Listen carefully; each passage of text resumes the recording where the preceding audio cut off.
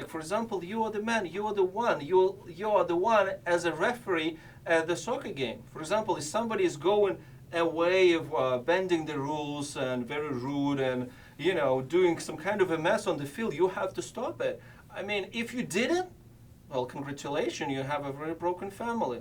Because if your family is broken and your wife is completely crazy and doing all this stuff, it's not because she is crazy, it's just because you didn't stop her. Like, for example, if she's really crazy, mentally ill, take her to the doctor.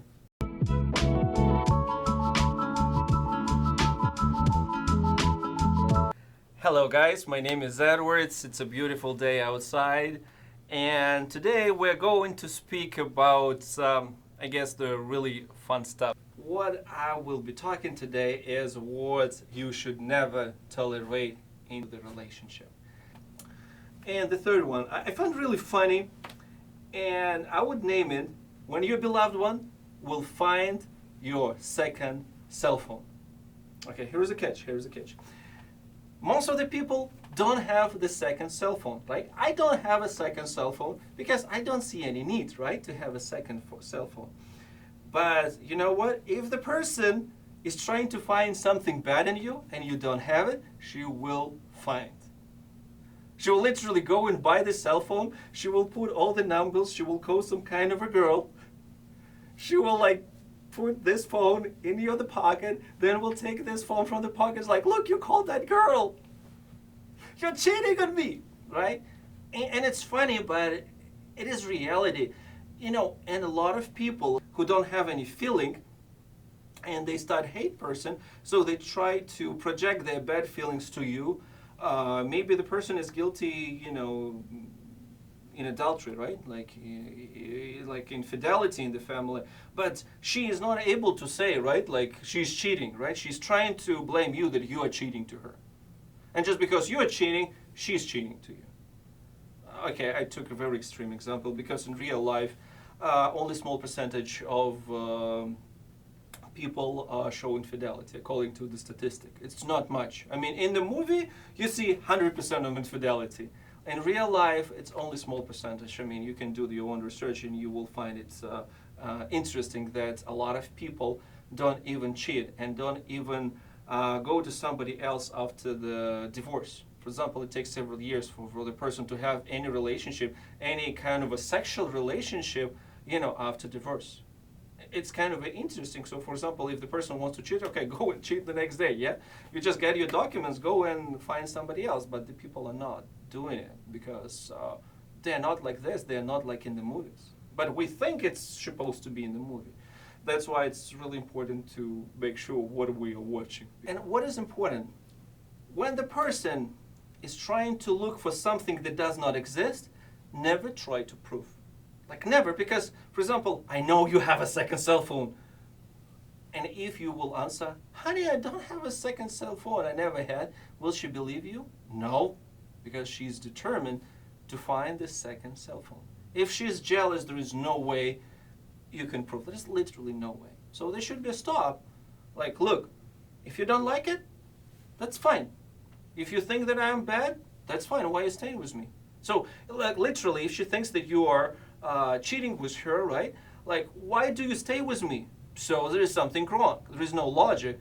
If she knows that something goes wrong, she has to say goodbye right away. But why she's doing all this thing, while she's doing all the show, why she's searching for the second phone, why she's searching for the facts that does not exist. And it's not about the cheating, it's about everything else that can come up with.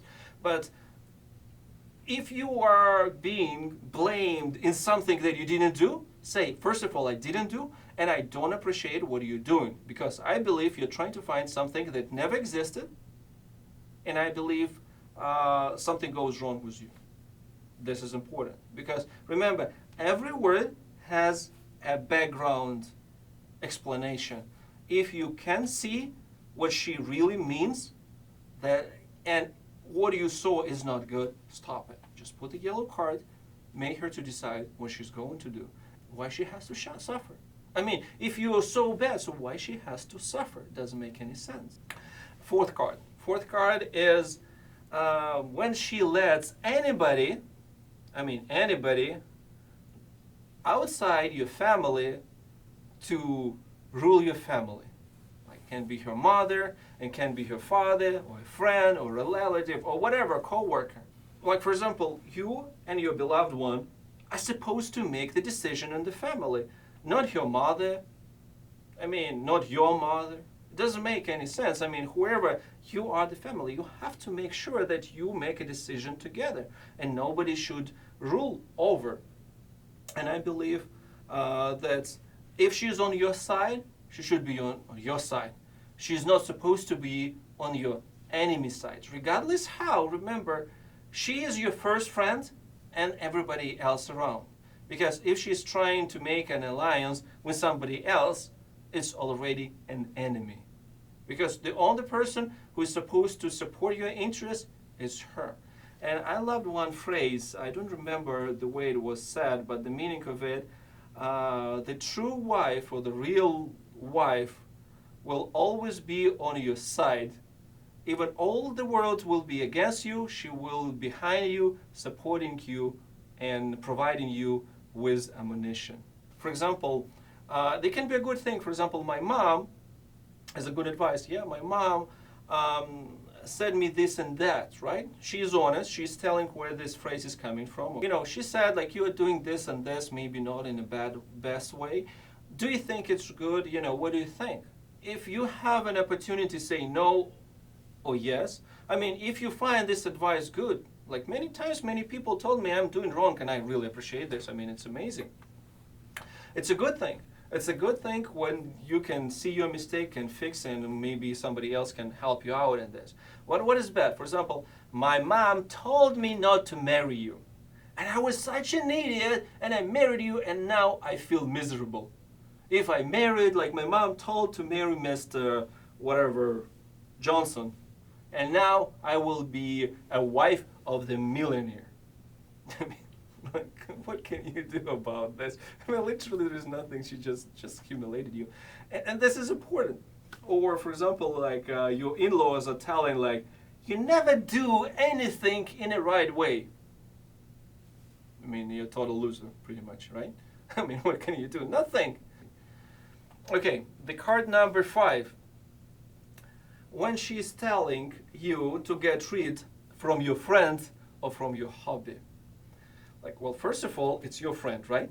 She's not supposed to like your friend, or it's your hobby. Like, for example, I don't love your friend, and it's totally fine. You know, it's a healthy situation. Imagine that situation. Honey, I love your friend so much. He's such a nice, handsome man. I always enjoy his presence in our house. So let him come every day to our house. That's sneaky, right?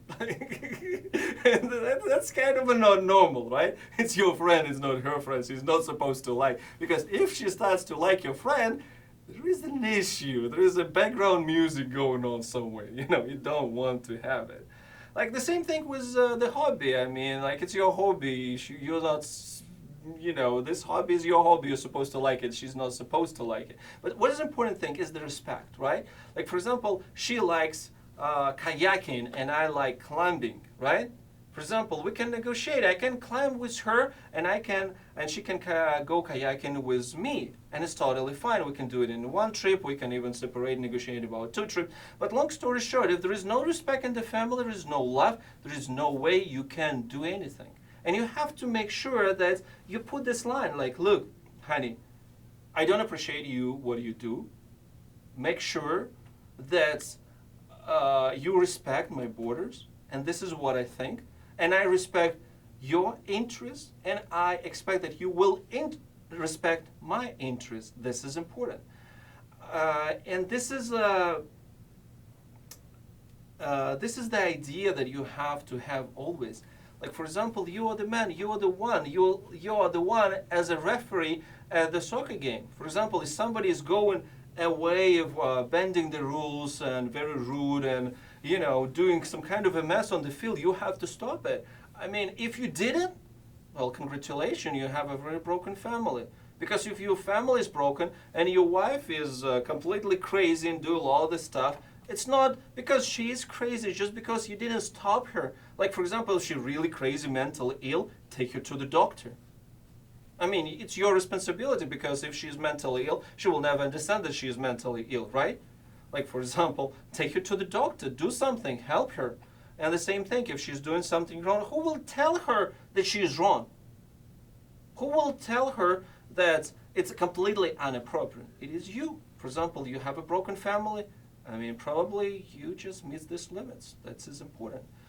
And about the red card, I don't want to tell you when to do the red card. I don't want to. I know some people do, but I believe it's your own choice. Because I believe in the family who is going through the really difficult time, they're able to restore their relationship, they can be able to start and restore the love that they lost on the way. And I believe there is always a hope, even in the most hopeless situation. So it's up to you whether to continue this relationship or not. But you are the one who is responsible. You are the referee. Okay, guys, it was a pleasure. It was a fun topic for me. I hope it was a fun topic for you. So if you like it, comment, hit like, subscribe. If you don't, please hit the dislike. At least I will know that I'm talking something bad. Okay, it was a pleasure. Have fun.